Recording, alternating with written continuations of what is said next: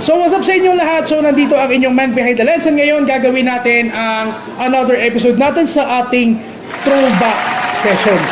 So ngayon, I'm sure sa throwback sessions na gagawin natin ngayon is definitely makaka-relate kayo. Bakit? Kasi ang throwback sessions lang naman natin ngayon is i-share ko sa inyo kung sino-sino yung mga sinubaybayan ko na WWE superstars. Lalong-lalo na sa amin na mga batang 90s. And bago natin simulan itong throwback sessions na to, so shout out kina Elaine Repizo, Glenn Amulong, Jeremy Payad, and of course, yung isa sa mga tropahan nating barista dito sa Donut Cafe na si Justin Zapanta. So shout out po sa inyo and thank you very much din sa patuloy nyo na pagsubaybay sa ating YouTube channel. So, without any further ado, so simulan na natin.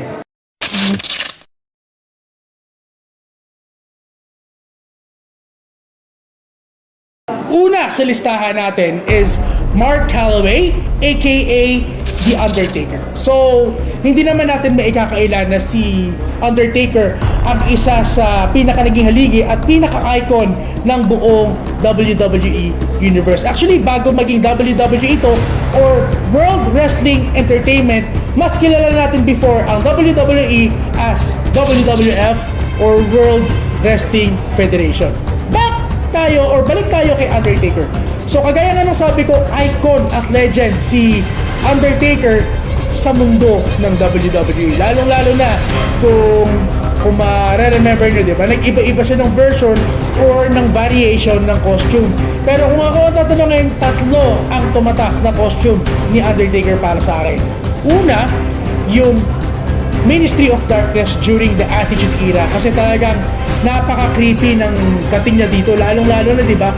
Parang kulto kasi, parang cult na meron siyang mga kampo. Then, ang isa sa pinakatumatak kasi kay Undertaker is yung meron siyang manager. So, kung maaalala natin, meron siyang manager under the name of Paul Bearer na kada gagawa sila ng entrance, meron pa itong dala-dala na urn. Lalong-lalo na pag naririnig nyo yung music, di ba?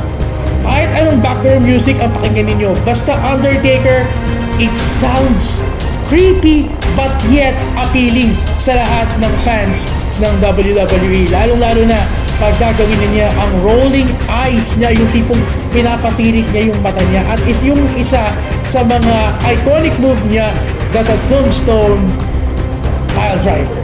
So, lalo rin tumatak si Undertaker every time napapasok siya na may ataol or may casket. And or when he and Kane became the tag team under the name of the Brothers of Destruction.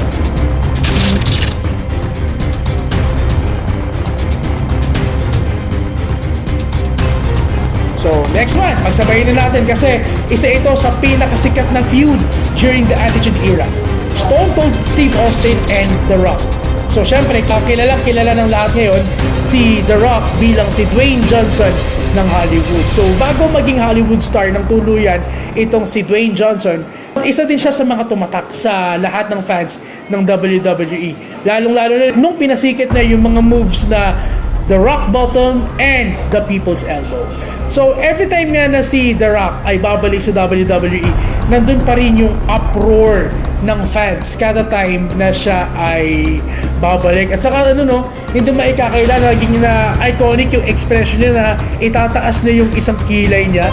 Yung parang sa ibang mga fans, it looks like a little bit intimidating, pero aminin man natin o hindi, it became one of his greatest and iconic expressions. Next one naman is si Stone Cold Steve Austin. So, iconic sa kanya yung finishing move niya na stunner na talagang pinasikit niya, lalong-lalo na yung pag makikita natin, pag meron siyang supposed to be nakainuman sa gitna ng ring, yung tipong gagawin niya ang move na to, tapos magka-fountain yung beer dun sa wrestler or kung sino mong tao yung kanyang ibabalibag gamit ang stunner. So, lalong-lalo na nagsigawan uli yung lahat ng WWE fans nung bumalik siya nung WrestleMania a year ago and hinarap niya si Kevin Owens. So talagang yung uproar ng fans, grabe yung sigawan, matindi talaga. Standing ovation talaga when it comes to Stone Cold Steve Austin. Of course, next one, the King of Kings, The Game So we have here Triple H. So ngayon kasi si Triple H ngayon ang tumatayo yung na isa sa pinaka-head and commissioner ng WWE. Siya yung naging successor ngayon ni Vince McMahon. Kasi in real life, Triple H is the son-in-law of Vince McMahon. Pero balik tayo sa wrestling career ni Triple H. So, iconic talaga yung career ng isang to, lalong-lalo na when he became the member of both the Evolution and the D-Generation X. So, of course, si Triple H ang nagpasikat ng pedigree finisher. Yung tipong kikipitin niya sa kilikili yung kalaban niya na nakatuwad, tapos ibabalibang niya. So, talagang pinakatumatak doon si Triple H. Lalong-lalo na, naging matunog din yung isa sa mga storyline ni Triple H when he became the head of the Authority with his real-life wife, Stephanie McMahon. So, aside kay Undertaker, si Triple H ay nagsilbi din na isa sa pinaka-face at haligi ng WWE. Edge, also known as the Rated R Superstar. So, si Edge kasi, una siya nakilala sa WWE during the mid and late 90s. Lalong-lalo na nung kasama siya dun sa tinatawag na The Brood, na ang ka-tag team niya dito is yung former tag team partner niya na si Christian. So, sumikat itong dalawang ito. But when Edge become solo, mas doon na umarangkada, mas doon na ubusbong yung career niya. Lalong-lalo na nung pinasikat niya ang move na spear. Yung susugod siya tapos igagrapple niya yung kalaban niya sa may lagapak. Diba? Pag nakita natin yung move na yun, sigawan lahat ng fans. Mas naging matunog uli ang pangalan ni Edge nang siya ay bumalik during the 2020 Royal Rumble na talagang the fans gave him an absolute standing ovation. Lalong-lalo na ngayon, during the later years, merong mga storyline na naging matunog itong si Edge. Lalong-lalo na nung ginawa ng storyline, yung Judgment Day, alongside with Damian Priest, Rhea Ripley, and Finn Balor na yun nga later on nagkaroon ng betrayal. But when Edge come back in a solo storyline, wala eh. Iconic talaga, matunog talaga pag si Edge ang tinututukan ng lahat ng WWE fans. Okay, next one is Shawn Michaels, also known as HBK or the Heartbreak Kid.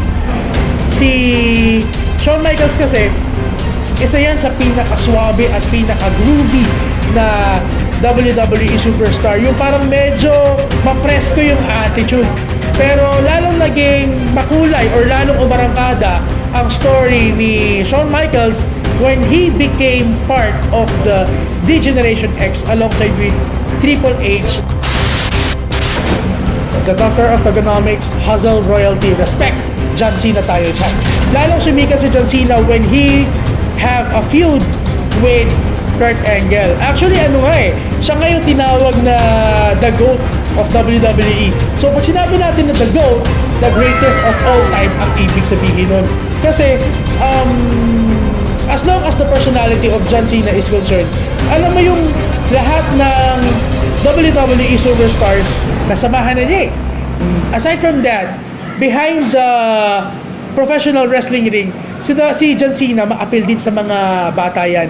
Kaya nga nagkaroon ng tinatawag na Make-A-Wish Foundation na ini-sponsoran din ng WWE.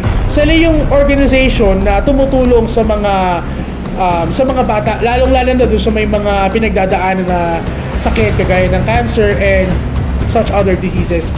Mas lalo naging popular si John Cena sa WWE because dun sa willingness nila na makatulong sa mga bata. Okay, the next one is the legendary Latino hit, Eddie Guerrero. Yung tagline niya, yun yung gusto-gusto ko talaga eh. I lie, I cheat, I steal. Alam mo yun, di ba, pag si Eddie Guerrero yung napapanood natin, meron din siyang mga silly antics na parang siya yung tipo ng wrestler na iniisahan niya or inuutakan niya, ginugulangan niya yung mga kalaban niya. Lalong-lalo na yung tipong hahawak siya ng steel chair, tapos i-iitsin niya sa referee para ilipat yung sisi dun sa kalaban, para ilipat yung penalty dun sa kalaban. So, ganun ka-technical na wrestler itong si Eddie Guerrero. Mas sumikat si Eddie Guerrero nung ginagawa niya yung frog splash na move, at saka pag every time na papasok siya yung lowered na kotse niya, yung tipong meron siyang hydraulics, diba? Meron siyang hydraulics sa kotse na parang isinasayaw niya yung kotse niya. Parang ganun eh. So, unfortunately, Eddie Guerrero passed away in 2005. Pero later on, he was also inducted as one of the Hall of Famers. Okay, next, we have here the best incarnate, Brock Lesnar. So, pag si Brock Lesnar ang pinag-usapan natin, arrogante, mabangis, mayabang.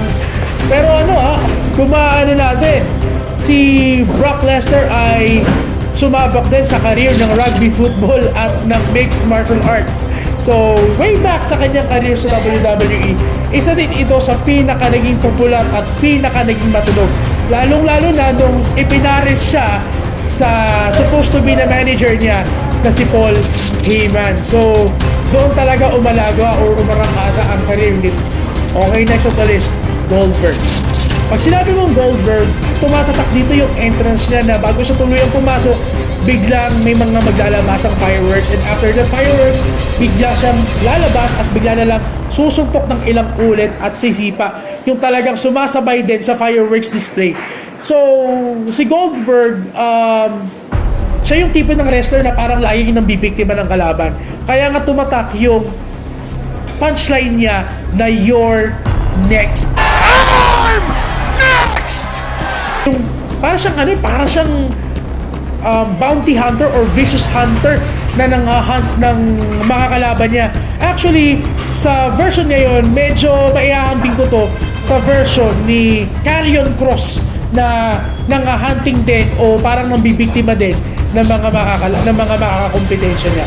So, pero pagdating sa part na to, mas iconic pa rin yung ganong storyline when it comes to Bill Goldberg. Okay. So, isunod na natin ang isa sa mga daredevil at high flyer din ng WWE, Rey Mysterio, the master of the 619. So, speaking of that, 619 talaga yung isa sa pinaka nagpasikat kay Rey Mysterio. Kasi high flyer siya, tapos yung mga moves niya, yung mga maneuvers niya, wala talagang makakatapat dun eh. Lalong-lalo na pag tinignan din natin yung ilan sa mga moves niya kagaya ng Hurricane Rana at Cazadora Bundo. Next one, we have the Apex Predator, the Legend Killer, the Viper, Randy Orton. So pag sinabi natin Randy Orton, ang pinakatumatatak sa kanya, yung pamatay niya o yung panapos niya ng RKO na talagang may pagka-high flying in the tank, tapos parang pupuluputan niya sa leeg yung kalaban niya sabay balitan. So pinakatumatak kay Randy Orton yun. Yun yung pinaka sumikat na move niya. Tapos when it comes to the storyline, kaya nga Legend Killer, lahat ng mga sikat na WWE wrestler, tinatapatan niya. Lalo siyang naging popular nung nagkaroon siya ng feud with The Undertaker. So talagang yun yung storyline na tumatatak sa akin hanggang ngayon. Pero recently, nagkaroon siya ng medyo chill na storyline with Matt Riddle under the tag team RK Bro. So dito natin makikita yung parang sympathetic at cooler side ni Randy Orton. Although may bangis pa rin, pero yung chill side niya lumabas nung nakatag team niya si Matt Riddle. Okay, ewan ko kung may mga WWE fans pa na nakakakilala sa kanya. Chris Benoit, the Rabid Wolverine. Actually, ang pinakasikat sa kanya yung parang ilalak niya yung mukha ng kalaban niya sa isang finishing move niya. So, parang submission move to. Hindi ko nagkakamali. Anyways, Chris Benoit was able to have some tag teams din. Actually, kung di ako nagkakamali, dumating pa nga sa punto na US champion din siya sa WWE.